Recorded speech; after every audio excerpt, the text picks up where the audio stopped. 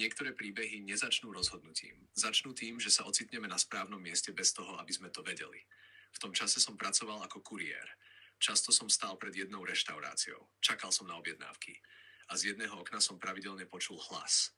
Nie ľudský, ale živý. Pozorný. Bol to papagaj. Jedného dňa som si všimol ženu, ktorá k tomu hlasu patrila. Začali sme sa rozprávať, len tak, neformálne, bez plánu.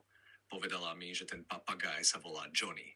Ja som jej na oplátku povedal, že pracujem na filme, na vlastnom projekte o zvieratách. A v tom rozhovore sa stalo niečo zvláštne. Ukázalo sa, že aj ona pracuje s filmom, voiceover, herectvo, ako keby sa dva svety na chvíľu prekrývali.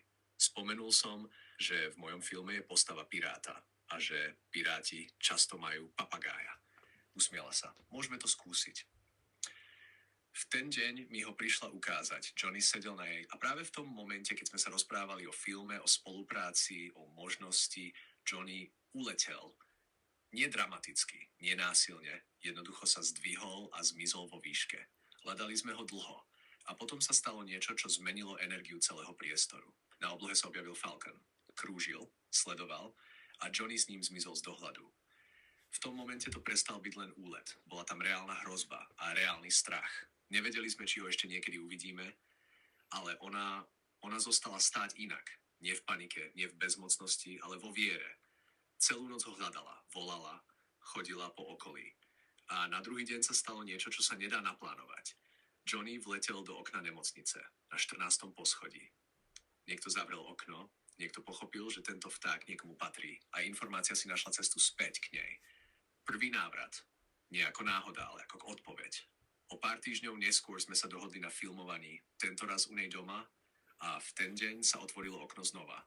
Johnny uletel druhýkrát, tentoraz ďalej a nadlhšie.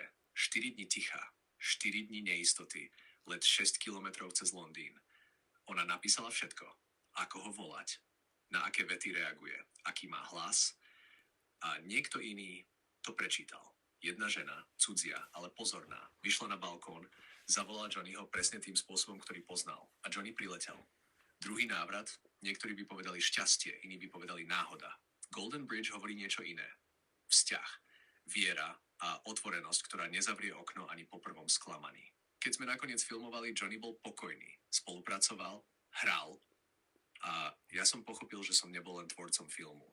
Bol som súčasťou príbehu, ktorý sa nedal napísať dopredu. Niektoré bytosti neprichádzajú preto, aby boli použité. Prichádzajú, aby nás niečo naučili. O dôvere, o načasovaní, o viere, ktorá netlačí. Golden Bridge nie je o tom, že všetko dopadne podľa plánu. Je o tom, že zostaneme otvorení, aj keď by sme už mohli zavrieť okno. Jenny, what did you say? Bye-bye, baby? Is that what you just said? Bye-bye, baby. You back in a minute. So you'll be You back said in a 1 minute, minute. babe. Yes? Bye, You're babe. back in a minute. Give you a kiss. Okay, I give you a kiss. Kiss? Oh, that was painful. Yeah, good.